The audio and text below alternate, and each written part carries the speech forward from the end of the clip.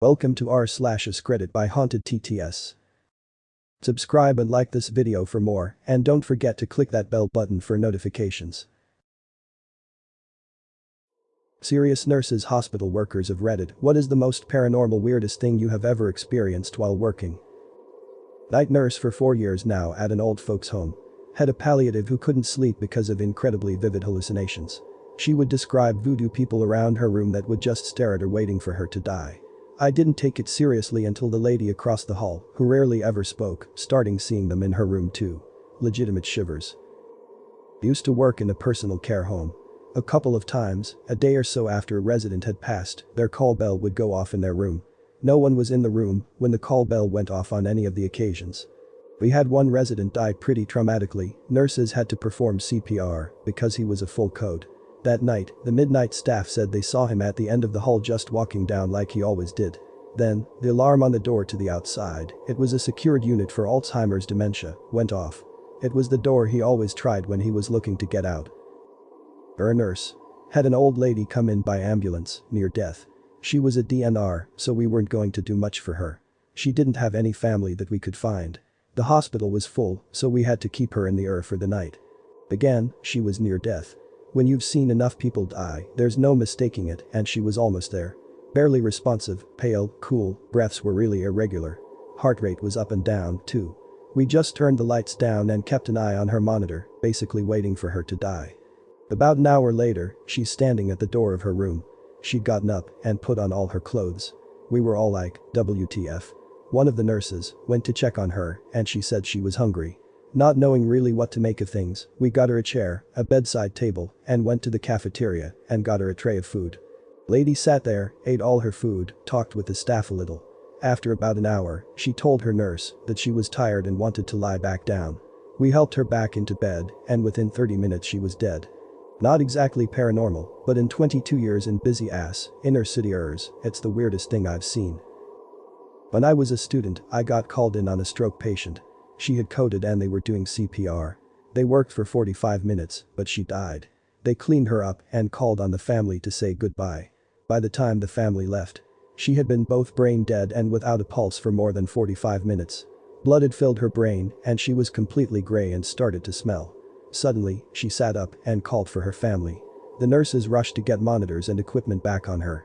Started working on her again, she stabilized, said goodbye to her family, and promptly died a second time. Used to work in a skilled nursing facility. I was usually assigned to the Alzheimer's ward. One night I'm in the linen room stocking my cart and I heard someone shuffle up behind me, then I felt a hand on my shoulder.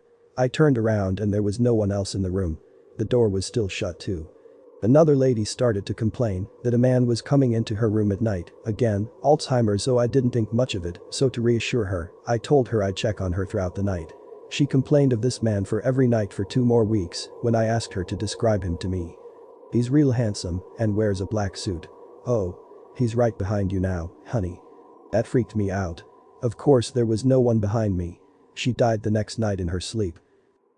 About 2 years ago we treated patients during a fungal meningitis outbreak. Our acute care floor has a census of 20. During this, at least 10 to 15 were meningitis patients, age ranging from 20s to 90s. There are no shared rooms, and all the patients were in isolation, no contact with one another. Many of them had the same hallucinations, children in the corners of their rooms and auditory hallucinations of religious music. I saw a mannequin blink.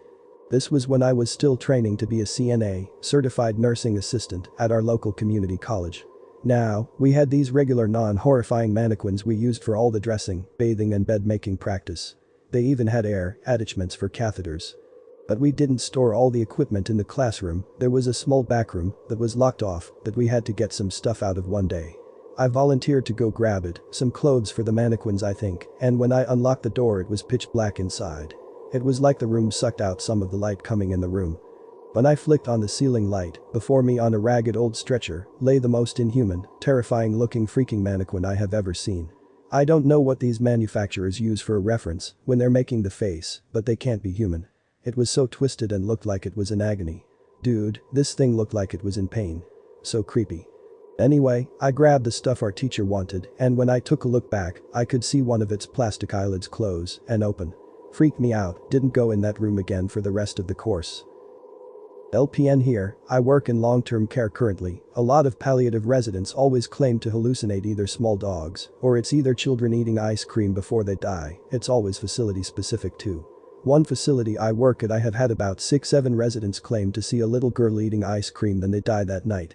I'm going to find that little shit, she is causing me so much paperwork. I work in a cardiovascular surgical ICU. We have a lot of FCAT up people, both physically and mentally, that come through our unit. We had a stretch of nights where each corner room of our unit, it is a perfect square, reported seeing a cat walking around. Not a friendly cat either, apparently. The thing was hissing at them. The accounts were so similar to each other we actually spent probably a half hour looking around for a cat and then had security plan ops come look as well. No cat was ever seen or found. 2 of those 4 patients coded the next day. Nurse here. I work night shift when a ward patient's relative came running to the nurse's station in a panic. "Nurse. Come quick," she cried. "What happened? You have to see it for yourself." I ran to the ward when this little old lady patient was crying and holding on to the bed for dear life. Her bed was shaking. Now, you're probably thinking that the lady was the one causing all that shaking. But she was this frail, practically emaciated thing. She couldn't have barely rattled the bed rails. The ward had only 2 other patients in it and their respective watchers. Everyone was huddled in a corner, shaking in fright. Apparently that particularly ward was seldom used and the bed that old lady lay in was rarely occupied. People who have laid in it complained of nightmares where they hear screams and laughter of angry children. I guess some restless spirit called dibs on that particular bed. Patient had passed away during my shift. The patient was well known and liked on the ward. At handover that evening, I mentioned the patient had passed away. The door to the handover room, which I had closed, opened and shut just as I mentioned she had passed away. She was totally saying goodbye.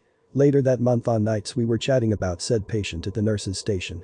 Weirdly a card which was pinned on a notice board fell just as we started talking about her. Went to pick it up. It was a card from the patient's family saying thanks for caring their parent. I thought it was quite nice. I worked in a hospital as a CNA for over 2 years. Every time a patient would mention having a dream about a cat, they would code within 24 hours. And this was not a hospital where people coded particularly often. I actually got into an argument with a doctor about it once. The SWAT nurse had mentioned that a patient had dreamed about a cat, so he was going to keep a closer eye on him. The doctor, we weren't even talking to him, dismissed it, then told us that he was the doctor and he said it was completely impossible, so don't even talk about it anymore. I told him I hadn't known that his MD had come with a degree in paranormal psychology. He didn't take too kindly to that.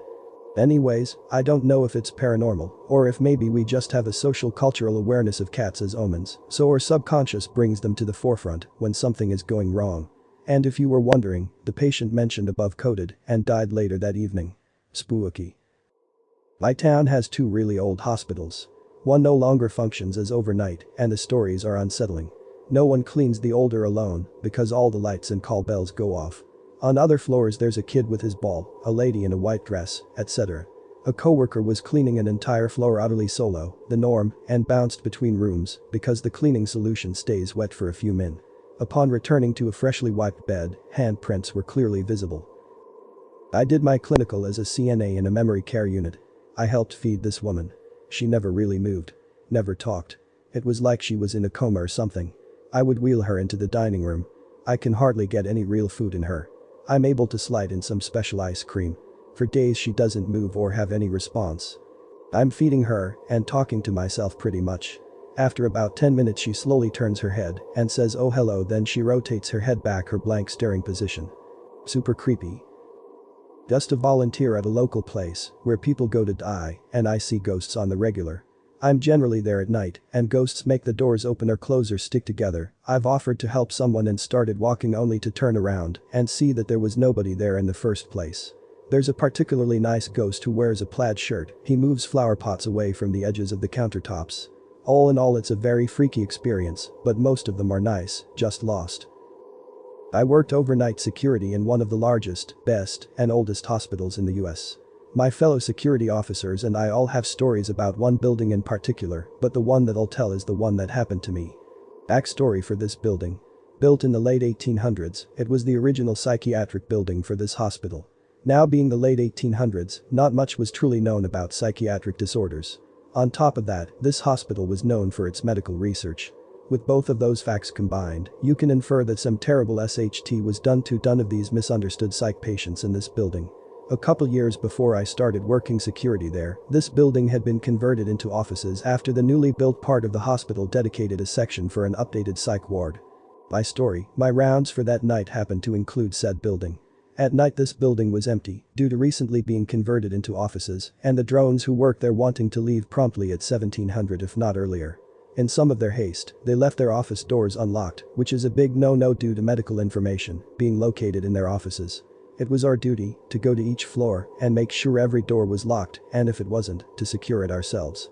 I did my initial sweep of the building to make sure it was clear, nobody in the building, and proceeded to do my door checks. The hallways were pretty narrow, so I could check both sides of the hallway's doors at once. At the end of this hallway there was 2 sets of doors you had to go through to reach the final office, which was a dead end. Everything was secure. Awesome. Time for the next floor. I exited the 2 sets of doors from the dead-end office and stood absolution frozen from what I saw. Every door ajar. Set perfectly so their own weight wouldn't cause them to shut again. And one wheelchair, at the end of said hallway, facing towards the steps. I had heard other security officers outright reject that set of rounds due to strange stuff happening there, but I laughed it off until that night happened. Never took those rounds again. Never anything paranormal, but I had an older patient who kept every piece of paper from ever hospital stay. His heart was in bad shape, so I was desperately looking for anything to help our cardiologists out. I finally found his records from when he had heart surgery. It was in Paris, California in the 1980s. I was just reading a book about nurses who became serial killers when sure enough I see records with the name Robert Diaz. I was the nurse for a man whose former nurse was a serial killer. I work at a psychiatric hospital. Won't give too many details, HIPAA, but this situation was pretty cookie.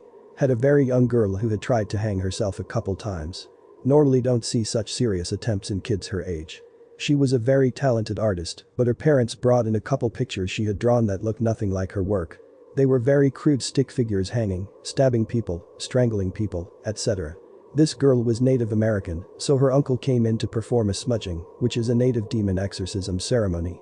I supervised the smudging because we had to bring her outside. When we came back inside, she started giggling high-pitched after not smiling in days, and the television next to her zapped off. All the lights above her were flickering. Therapist in an acute long-term care facility. We have 4 main hallways. A lot of the action is on 302B. Residents will hear this little boy laugh. Some see him, some just hear. They play with him and let him sit on their laps. It's very strange to see how comfortable a 98-year-old woman feels when talking to a little boy ghost. Grandma instincts kickin', I guess. I work midnights in a long-term care facility as a nurse's assistant. I have 2 men under my care and both of them are unable to use their call lights. They have severe dementia and debilitating Parkinson's disease, but still their lights are looped around their bed rail. One night their light came on and I went to answer it already confused and creeped out. I turned it off and left the room. Before I could get 2 doors up the light came back on. I went in there and both lights were unplugged from the wall and thrown under their beds. I fished them out, plugged them back in and left. I've seen shadows standing over the dying and felt a tap on my shoulder while doing chest compressions, so I knew that lady had passed. I'm not a believer, but some of those things can't be explained. I work in the ER, and one of my patients requested ibuprofen when I offered a Percocet. I'm still sure I was dreaming. Watched a doctor go into a sleep room. He asked me to wait a minute to vacuum his room, so I stood there at his door. After about 10 minutes he yelled for me to come in. I went in, and no one was there. No one. I had cared for an elderly woman with no family who came to us when her husband died. She didn't speak often, but when she did it was usually just words that made no sense together. I felt so bad for her because ever since she had arrived so many of the residents in her area that she seemed to enjoy spending time with had passed in such a short time span. She put up a picture of each of them next to her pictures of her husband and several others who were probably family to remember them. I had always felt sorry for her and showed her extra attention and we became close. It just seemed so unfair that she had such luck and kept losing people that she cared about. One day she looked at me and said plain as day, "Sweetie, I think I'm done now," and handed me a picture. It was a picture of me and I smiled because it touched my heart that I was that important to her. She passed nearly a week later and I cried for days. It hit me really hard. She knew it was the end for her and she said goodbye as best she could. A little less than 2 years later I was talking with a colleague and she came up in conversation. My colleague referred to her as that crazy, which seemed very out of character for her, and it shocked and offended me deeply. I expressed this to her, not so nicely, and she looked at me with this shocked look and said, "Oh dear, do you not know?" And then explained something to me that I hadn't known. As it turned out, it came out sometime after she had passed that she had killed her husband by poisoning him and that there was an investigation because it appeared that she had a ritual of befriending someone, obtaining a picture of them, and hiding the picture until she could kill them, usually by poisoning, and then displaying the picture as a sort of trophy. It was suspected that this may have been the reason for the spike in mortality rate during her stay and the considerable number of photos in her collection. The last I heard, the old family photos weren't any relation to her, and the police were trying to ID the individuals and compare them to several cold cases.